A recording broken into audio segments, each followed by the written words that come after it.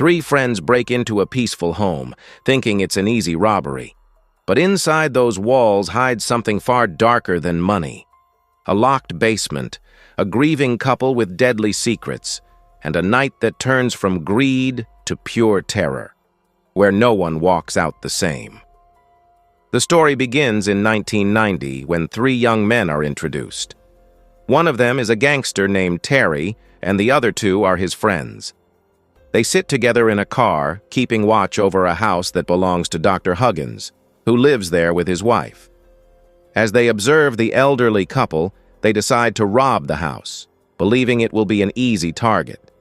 Carrie's mother works there, so he often visits the house.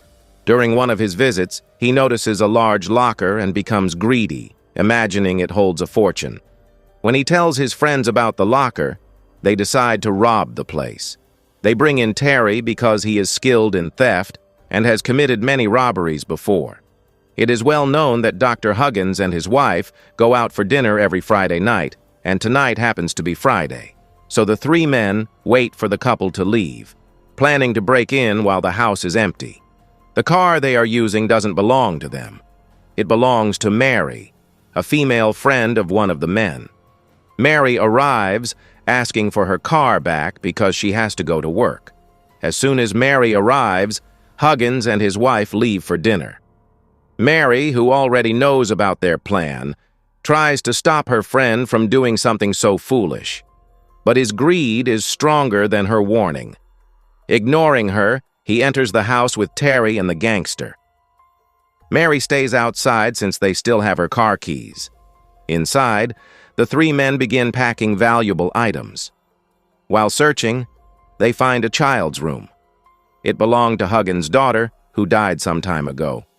Her room remains preserved exactly as it was. Then they head to the basement, where they finally find the locker. They try to open it, but it's secured with a code. Outside, Mary begins shouting, worried they're taking too long. Huggins will soon return home. The robbers start panicking. They have no time left. The thug suggests waiting for the couple to return so they can force them to reveal the code. The others agree. Mary's friend persuades her to come inside to avoid suspicion. As they talk, Huggins and his wife arrive home. The moment they enter, the three men attack them. Seeing Mary inside, the couple assumes she's part of the gang.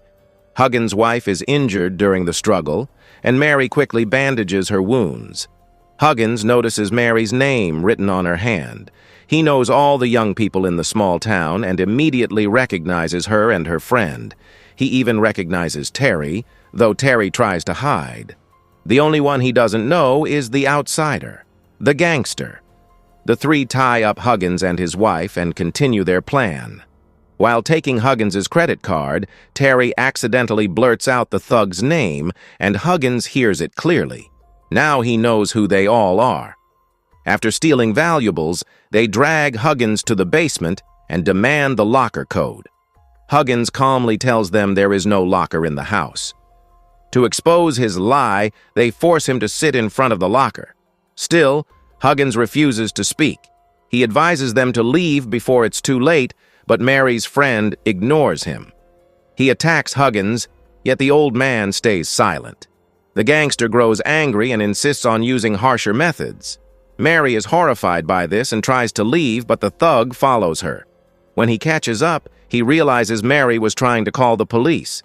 Enraged, he grabs her but doesn't kill her. He only threatens her and lets her go.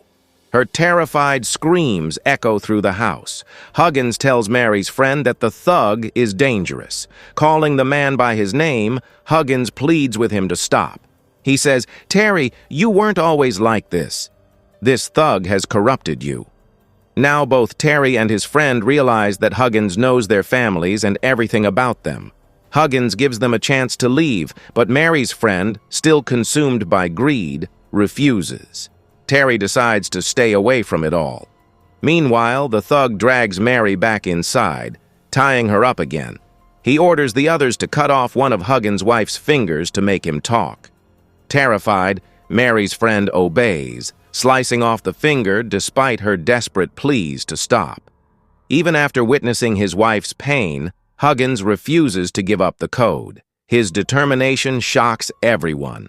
What could possibly be so important in that locker that he would rather suffer than reveal it? Mary's friend wants to know the same secret. He finally turns against the thug, and a violent fight breaks out between them. Terry doesn't help either side. During the struggle, the thug stabs Mary's friend, leaving him gravely wounded. The thug regains control of the situation. Huggins' wife realizes the danger and gives a false code to protect herself.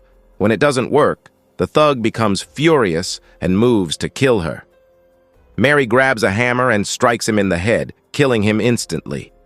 Mary's friend is still barely alive and she begs Huggins to save him. Huggins reluctantly agrees. They move him to the operating room, but Huggins focuses only on his injured wife, ignoring the bleeding man. Mary pleads with him until he finally removes the blade from her friend's body. He instructs them to leave and says he will call an ambulance. Outside, Terry comforts Mary. She reminds him that her sister was once a close friend of his but has been missing for a long time. She believes her disappearance is connected to this place. Terry wanted Mary to take her sister's place, but she refuses. She blames Terry's greed for everything that has happened. When Mary goes to check on her friend, Huggins refuses to let her in. She forces her way inside and finds her friend unconscious. Huggins claims it's just the effect of medication, but Mary feels uneasy.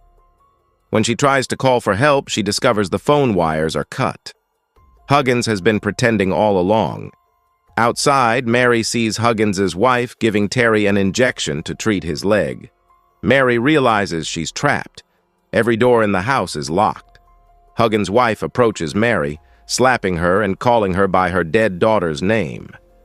Huggins calms his wife, explaining that she suffers from amnesia, then takes her away.